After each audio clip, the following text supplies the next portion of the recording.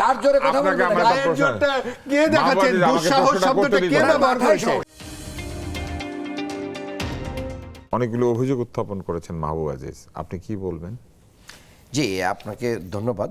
মাহবুব আজিজ ভাই যে অনেক অভিযোগ উত্থাপন গবেষণা বিরোধী বলেছেন। হ্যাঁ, না অবশ্যই, আমি যে কোনো কথা, এই স্বাধীনতা থাকতেই পারে, এই একজন গবেষককে গবেষণা দিয়ে উত্তর না দিয়ে কেন? তবে অবশ্যই মানে আবুল বারাকাত সাহেব ইন্টেনশনাল রিসার্চের মাধ্যম দিয়ে একটা জাতি গোষ্ঠীকে নির্মূল করার যে পরিকল্পনা উনি এঁটেছিলেন, আমি সেটার নিন্দা করেছি। কে কিসের অভিযোগের ভিত্তিতে অ্যারেস্ট করেছে তার বিচার আছে, এটা আইন আদালত এবং সেখানে তদন্তর মাধ্যম দিয়ে সেগুলো মানে বিচারের ব্যাপার আছে। আমি বলছি না যে সেটা সাথে আমার যেটা বিচারাধীন বিষয় সেটা নিয়ে আমি কথা বলতে চাই না।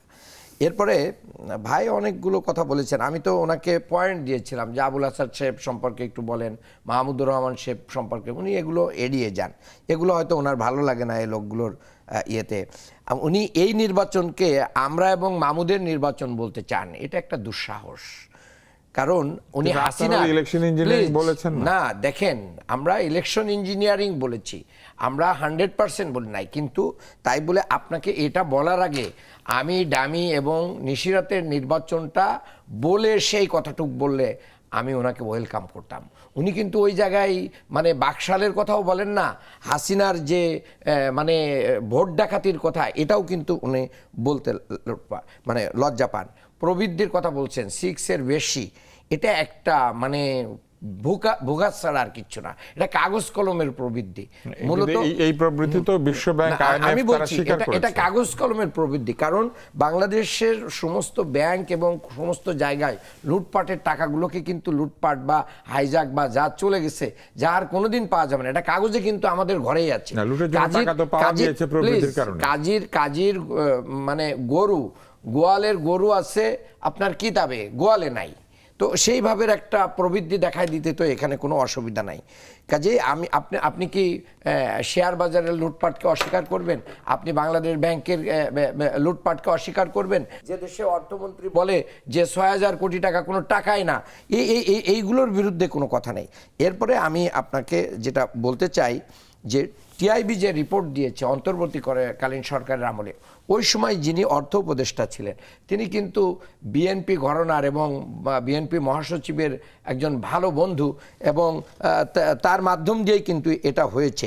কাজেই আর এই দুর্নীতিতে এগিয়ে যাওয়ার মূল কারণটা হচ্ছে যে শেখ হাসিনা রেখে যাওয়া যে প্রশাসন সমস্ত জায়গায় যারা বসে রয়েছে তাদের দোসররা, তারাই বাংলাদেশকে কলুষিত করছে। সো দ্যাট এই 17 বছরের রিজিম চেঞ্জ করতে গেলে আমাদেরকে সময় লাগবে। অন্তর্বর্তী সরকার এসে এটা তো চাইলেই পছন্দ মতো এত লোককে নিয়োগ দিল, এত লোককে নিয়োগ দিতে পারে নাই, এত লোককে নিয়োগ দিতে পারে নাই। কয়টা বিসিএস হয়েছে, কয়টা নিয়োগ হয়েছে? কাজেই প্রতিটা জায়গায় জায়গায় প্রতিটা পদে পদে কিন্তু গুরুত্বপূর্ণ পদে নতুন লোক দিয়েছেন, ফ্যাসিস্টের সমস্ত দোসররাই কিন্তু বসে আছে। পুরনো আমলাদেরকে এনে কাজেই সেগুলো আসছে গেছে একটা প্রমোশন নিয়ে তার রিটায়ারমেন্টের টাইম হয়ে গেছে, চলে গেছে, অল্প কয়েকজন চুক্তিভিত্তিক নিয়োগে আছে। এর বাইরে সমস্ত জায়গায় মাঠ পর্যায়ে সমস্ত জায়গায় কিন্তু ফ্যাসিস্টের দোসররাই বসে আছে। কাজেই এই দুর্নীতির যে মানে বাংলাদেশের যে অবস্থান, এটা ফ্যাসিস্টের ধারাবাহিকতারই একটা অংশ, এটা নতুন করে কোনো অবস্থান তৈরি হয় নাই। আমি এখানে ওনাকে একটু বলতে চাই যে বাংলাদেশে তো অনেক হত্যাকাণ্ড হয়েছে, সেই হত্যাকাণ্ডগুলো রিসেন্টলি যেগুলো হয়ে গেল, যে 24-এর গণ অভ্যুত্থানের সময় যে 1400 মানুষের শাহাদাত হলো, এই গণহত্যার ব্যাপারে ওনাদের একটু কষ্ট হয় না? তারপরে শাপলার গণহত্যার ব্যাপারে ওনার কষ্ট হয় না? সাইদি সাহেবের যে রায় হয়েছিল, তারপরে প্রায় 1.5 শতাধিক মানুষকে হত্যা করা হয়েছিল, এই গণহত্যার ব্যাপারে কষ্ট হয় না? পিলখানার গণহত্যার ব্যাপারে ওনাদের কষ্ট হয় না? অর্থাৎ আওয়ামী লীগ যেগুলো করেছে সেইগুলো ওনাদের কাছে খুব মজা লাগে, আর আওয়ামী লীগের পরে আসে না এগুলো মেনশনই করেন না।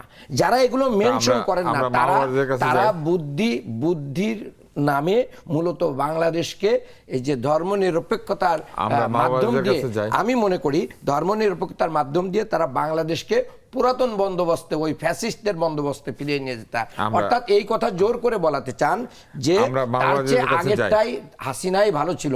না, বাংলাদেশের মানুষ এটা না, এই কথা বলেন না উনি। আচ্ছা, শুনেন, যাই হোক, সোজা সরল বাংলা ভাষা, যদি বাংলা ভাষা বুঝে থাকেন, 12 বছরের যেই দুষ্কর্ম আওয়ামী লীগ করেছে তার জন্যই 24-এর গণঅভ্যুত্থান হয়েছে। আমিডামি নির্বাচন, রাতের বেলা নির্বাচন, একা একা নির্বাচন, লুণ্ঠনবাজির জন্য 24-এর গণঅভ্যুত্থান হয়েছে এবং সেখানে দলমত নির্বিশেষে সকলে অংশগ্রহণ করেছিল। এই সাম্প্রদায়িক শক্তি তারপরে এসে অন্তর্বর্তীকালীন সরকারের উপরে জাতির কাঁধে চেপেছে, যারা 71-এ এই বাংলাদেশের স্বাধীনতাই মানেনি, তারা এসে এই বিরোধী দলের আসনে বসে গেছে। এইটা জাতির জন্য দুর্ভাগ্যজনক, আমাদের নিজের চোখে এটা দেখতে পালায় না হচ্ছে। গেলে বসতো এবং না। এই জায়গাতে পালানোর জন্য আমি কিন্তু একটি কথা বলিনি আপনার সময়, এই যে পালানোর জন্য সেটা আমরাই সকলে মিলে এই জাতি সেটা ঠিক করেছে কে পালাবে কে পালাবে না। কিন্তু তারপরে অন্তর্বর্তীকালীন সরকার এসে ঠিক করে দিয়েছে এইখানে একটি বিভাজিত রাজনৈতিক সংস্কৃতি তৈরি করতে হবে, যেইখানে ডানপন্থা এবং সাম্প্রদায়িক শক্তিকে তারা বসিয়ে দিয়েছে এবং যাদের ভোট ছিল 4% সেটা 36% এসেছে। আপনি দেখুন যে ইতিহাসের কথা বলা হয়, তারা 71-এর কথা না বলে তারা চলে আসে রক্ষী বাহিনী, তারা চলে আসে শাপলা চত্বরে। গণমাধ্যম বলে একটা ব্যাপার আছে, সেই গণমাধ্যমে সব কিছুই লেখা হয় এবং মুফতে যারা গণমাধ্যমে এসে বসে থাকে, যারা সরাসরি এসে এডিটর হয়, তাদের সম্পর্কে কি বলবো। আজকেও তারা যেই সংবাদ লিখেছে পত্রিকাতে আপনি পড়ে দেখবেন যে সেইখানে সিনেমার দৃশ্যকে বলা হচ্ছে বাংলাদেশে হিন্দুদের উপরে নির্যাতন করা হচ্ছে। সাম্প্রদায়িক যে হাঙ্গামা সেটা অনেক গণমাধ্যম তৈরি করার চেষ্টা করে। কাজেই তাদেরকে নিয়ে বলার আগে আমাদেরকে ওই কথাটিতে বলতে হবে যে ফ্যাসিস্টের দোসর বসে আছে তারা বলছেন, তার মানে তারা বসতে চায়। তারা কারা? তারা রাজাকার। তারা কারা? তারা মুক্তিযুদ্ধের যারা পক্ষে ছিল না তারাই বসবে, আর আমরা সকলে এই দেশ থেকে চলে যাব। তাহলে তো বাংলাদেশের নামটাই বাংলাস্তান করে ফেলতে হয় এবং পাকসার জমিন সাতবাদ এই গান আমাদের গাইতে হয়। 18 মাসে যেই অন্তর্বর্তীকালীন সরকার ছিল তারা সকল সঙ্গীত নিষিদ্ধ করেছিল, তারা আমাদেরকে কাওয়ালি গান শুনিয়েছিল ওই ফারুকি উপদেষ্টার নেতৃত্বে। আগামীতে যেই সরকার আসবে, যদি এখনো বিএনপি নিজে সতর্ক না হয়, আজকে যাদের 77টি আসন আছে তারা আগামী 5 বছর পরে 177-এ বসবে। যদি তাদের এই 177-এ তারা কি জোর করে বসবে যদি ভোট পায়? কারণ আপনার লেভেল প্লেইং ফিল্ড যদি না থাকে, ফিল্ডটা যদি এরকম হয় আমরা আর মামুরা, তারা বোঝাচ্ছে আমরাই তো আছি, আমরা আর তোমরা মিলে সবকিছু ভাগাভাগি করে নেব, এই যে তারা বোঝাচ্ছে আমরা কিন্তু সবকিছু একসাথে, ফ্যাসিস্টের বিরুদ্ধে আমরা তখন সরকারি দলের সাথে থাকবো, এই এর মানে কি? আপনারা ঠিক করে দিবেন কিভাবে কি গবেষণা হবে। আপনারা মুক্তিযুদ্ধের আপনি একটি দুঃসাহস শব্দটি উনি ব্যবহার করেছেন। আমি যখন বলেছি আমরা এই শব্দ, আমি তো তাদের কোনো বিষয় বলছি না দুঃসাহস, তার মানে আমাদের কথাগুলোকেও তাদের দুঃসাহস বলে মনে হচ্ছে। না, আপনি এই নির্বাচন সম্পর্কে এভাবে বলতে পারেন না। আবারও বলছি এই নির্বাচন অন্তর্ভুক্তিমূলক হয়নি। আপনারা ঠিক করে অন্তর্ভুক্তিমূলক হয়েছে, পালিয়ে যাওয়া দিতে পারেন না, পালিয়ে যাওয়া শক্তি, পালিয়ে যাওয়া শক্তির বিষয়, আবারও আপনি পালিয়ে যাওয়া শক্তির ব্যাপারে দালালি করবেন না। এটাই বোঝা যায় পালিয়ে যাওয়া শক্তির সাথে দালালি করবেন না। পালিয়ে যাওয়ার তাহলে দায় নিতে হবে, পালিয়ে যাওয়ার শক্তির দায় নিতে হবে। আপনাদের মতন দালাল সাংবাদিকরা পালিয়ে যাওয়াদেরকে এস্টাবলিশ করতে চায় এখানে, এটা করবেন না। এই দুঃসাহস আপনাদের হয়েছে মুক্ত আলোচনার কারণে। এটা এখানে বসে আপনি করতে পারেন না, এটা কখনোই করতে পারেন না। এটা আপনারা করেছেন, যারা পালিয়ে গেছে, ইমাম পালিয়ে গেছে, খতিব পালিয়ে গেছে, এইটাই অন্তর্বর্তীকালীন সরকার বানিয়ে গেছে। চিৎকার উনি আপনাকে করতে বলছেন, আপনি কি আলোচনা নিয়ে আসেন?